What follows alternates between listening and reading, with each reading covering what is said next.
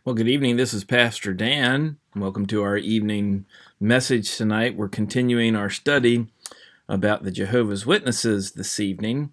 And let me just say today is November 8th, so happy Veterans Day to all those veterans who are listening to this video, and happy Marine Corps birthday. Of course, Veterans Day is on the 11th, and the Marine Corps' birthday is on the 10th. And please accept my welcome and my celebration of those two things. And so we're going to continue, and this is actually going to be the last part of our study of Jehovah's Witnesses. And tonight we're going to look at some testimonies of those who have come out of the Watchtower.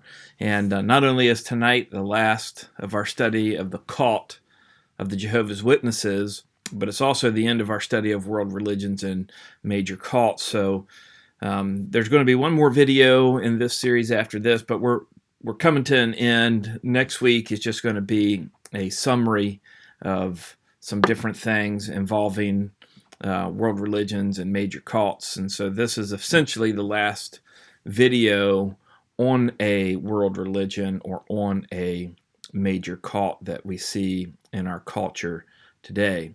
Now, before we get into the explanation about the testimonies, I just want to remind you of some of the things that Jehovah's Witnesses believe. And these are some of the key things that distinguish them from Christians. So here's a summary of these key beliefs. Number one, they deny the deity of Jesus Christ. So they do not believe that Jesus is God. So they reject that. They'll call him a God, but they do not believe he is the one true and living God, which in my mind is kind of ironic, because to call Jesus a God implies that they believe that there is more than one God, and that would make them polytheist instead of monotheist, so that they believe many theist gods instead of one theist God. And so the very fact that they say that Jesus is God shows an inconsistency, not only with the Bible, but within their own system of thought. But this is a key thing. You can't be a Christian and deny the deity of Jesus Christ. It's just not possible. Secondly, they deny the deity of the Holy Spirit. This is most clearly seen in the account of Christ's virgin birth. And the Jehovah's Witnesses there will say that instead of the Holy Spirit coming down and overshadowing Mary, that God the Father did this. And so they'll deny that the Holy Spirit is God, and that's the best example of the mistaking belief that this is affirming. And so Jesus is not God. The Holy Spirit is not God. In fact, they say the Holy Spirit is just a force. It is the force of God. It is the power of God, or something like that is what they say. And so again, they're denying the Trinity here. Thirdly, they deny the resurrection of all believers to heaven. They believe that only 144,000 believers are going to go to heaven, 144,000 witnesses. And this number has already been filled up. In other words, all those who are going to be resurrected to heaven, they've already passed. They're no longer on the earth. And so the only resurrection that Jehovah's Witnesses now can look forward to is a resurrection to the earth. And so you're bound to the earth. All those outside of the 144,000, their destiny is to dwell on the earth forever. Well, this is not what the Bible teaches. It teaches that all believers are resurrected to heaven, and while they may be able to spend time on the earth, they are not bound to the earth in any way. They are not bound to the new earth. In fact, what we see is what the Bible presents to us is that God will be in heaven, if we can put it that way, and that the believers, the resurrected believers in the eternal state, will be worshiping him. And so they're not just bound to be on earth, but they, in some way, we don't understand all this, but in some way they can go between heaven and earth and worshiping the Lord as their primary role.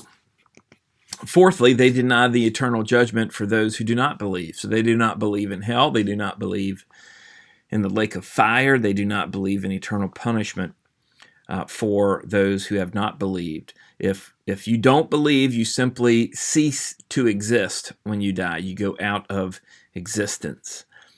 And they think that is the proper way to view a loving God.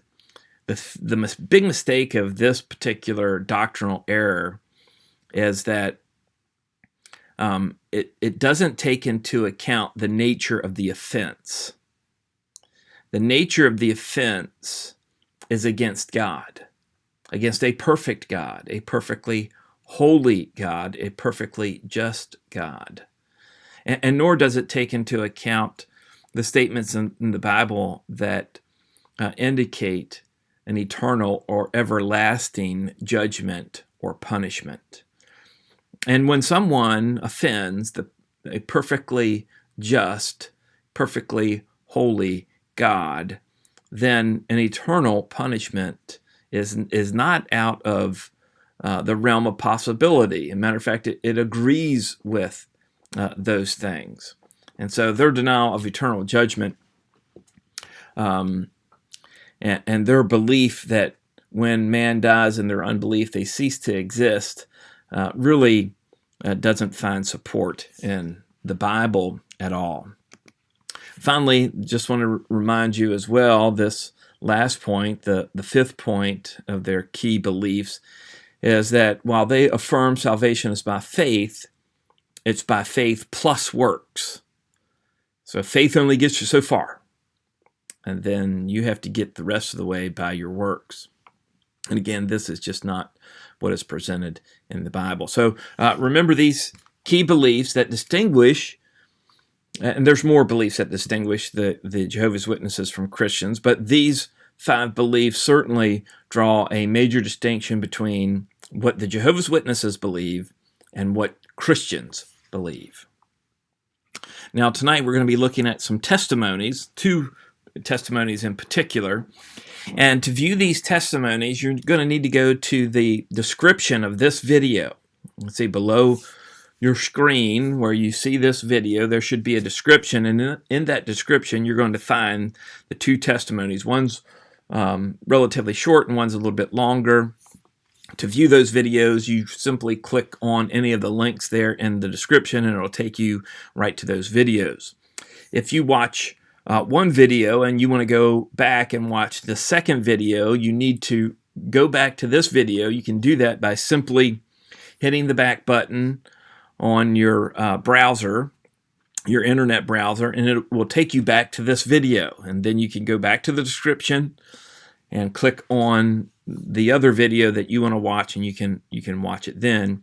Or I'll be sending out an email that has all the links to it for the testimonies, and you can just go to that email and you can click the link on the video that you haven't seen, and you can watch it there.